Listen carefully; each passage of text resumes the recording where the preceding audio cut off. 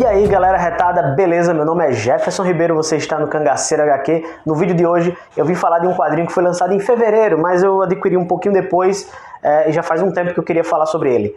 Tex Almanac, né? O Almanac Tex número 52. Esse quadrinho é muito bom.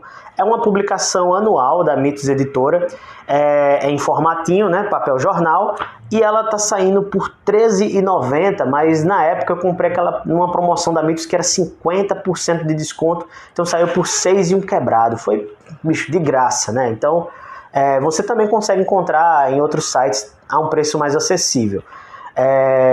Então esse quadrinho foi lançado em fevereiro e a gente está falando aqui agora de duas histórias inéditas. O Almanac Tex ele sempre vai estar lançando histórias inéditas, isso é bem bacana se você quer, se você está cansado só de ver os repetecos e tudo mais, né, e quer coisa nova, tem coisa nova saindo do Tex sim, e além da mensal, né, e do Tex Willer, temos aí o Almanac e é muito bom mesmo. São duas histórias prazerosas, mais gostosas de ler, que você assim senta e lê de uma vez praticamente.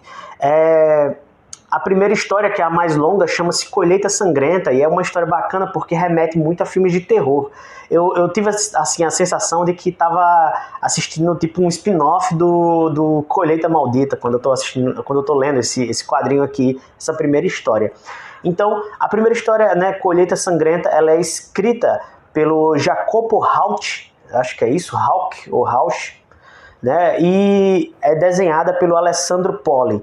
Os dois arrasam. O roteiro é bom, é ágil, é legal. E a arte desse Alessandro Poli, que arte sensacional, muito boa. Vocês vão estar vendo aí imagens, né, dessa arte incrível do Alessandro Poli. Então, trata-se do seguinte, a história começa com um sacrifício, né, de um homem, né, numa fogueira, ele preso, vai ser queimado vivo. Isso em homenagem a um deus, né? E esse Deus ele garantiria uma colheita farta para os moradores dessa cidade chamada Redfield. E beleza, né? Ok, o cara morre, velho, o cara morre.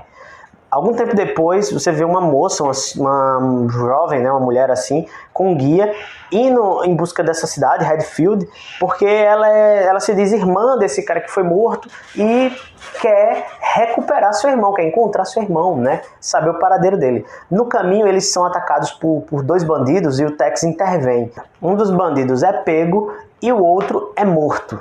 Beleza?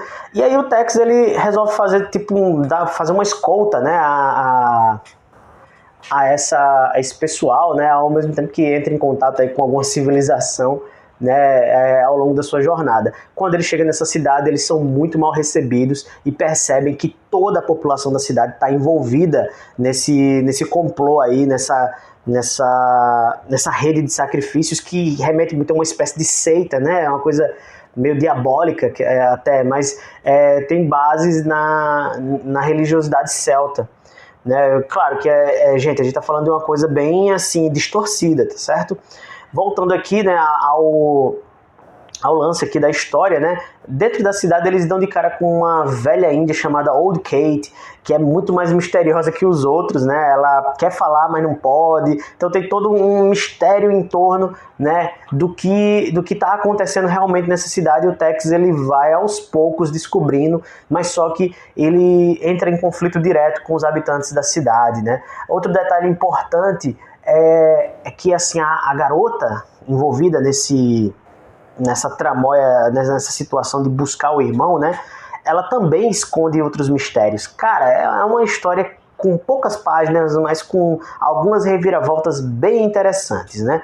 Bem interessantes mesmo. Então, eu acho que se você quer começar a ler Tex, se você está habituado aos comics, né? É uma boa leitura, porque você vai ter uma história muito ágil, né? E curta, semelhante a alguns comics americanos, né?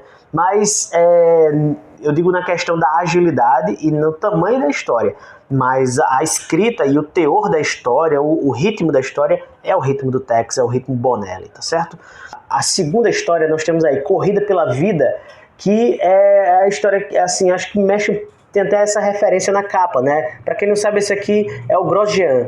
Então, pessoal, a história do Grosjean, né, Corrida pela Vida, ela é desenhada pelo Alfonso Fonte e é escrita pelo Giorgio Giuffredi.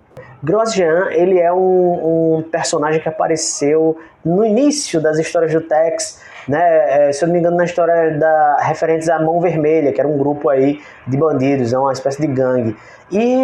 E aí o Grosjean, ele a princípio entra em conflito com o Tex, mas depois se tornam grandes amigos e fazem esses encontros vez ou outra, né? Eu gosto muito do Grosjean, ele é um cara extremamente forte, bem-humorado, né? E também tem o senso de justiça do Tex.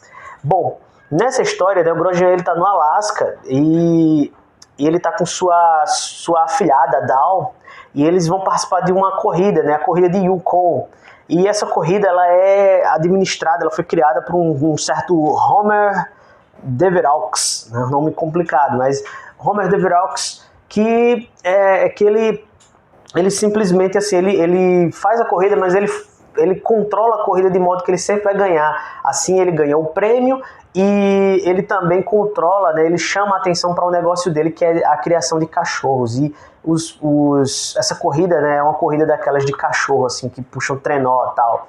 Ele quer justamente dar um up, né, nesse negócio dele. Ele vende a maior parte dos cachorros para esse pessoal que compete. Quem ganha, né, no final é sempre ele, então ele pega o prêmio e ainda vende os cachorros. Então fica tudo sendo manipulado por ele. Até, né, que o Grosjean e sua afilhada resolvem participar. E aí eles começam a perceber essa tramóia, né, essa manipulação na corrida. O Homer ele recebe apoio de alguns indígenas e ao longo dessa corrida, né, vão ter alguns conflitos. A Dal quase morre em algumas situações. E aí o Grosjean no final, cara, é um final bem a cara dele. Ele chuta o pau da barraca, chega na casa do cara, quebra tudo e o resto eu deixo para você descobrir na leitura, assim como também tem muitas surpresas na história do Tex. Gostei demais desse volume porque tem essa história separada, específica para um dos personagens, entre aspas, né, coadjuvantes do Tex. Então temos aí o Grosjean, provavelmente a gente pode topar daqui a um ano com uma história envolvendo, sei lá, o Jack Tigre ou o Pat McRyan, né, o pugilista. Então tem muitas opções se eles deixarem sempre uma história separada para um dos outros personagens, um dos outros pardes aí do Tex. Se você assistiu até aqui, muito obrigado. Curte, se inscreve, compartilha. Comenta aí se você leu, se não leu, se você conhece o personagem, se não conhece o personagem. E bora ler quadrinhos.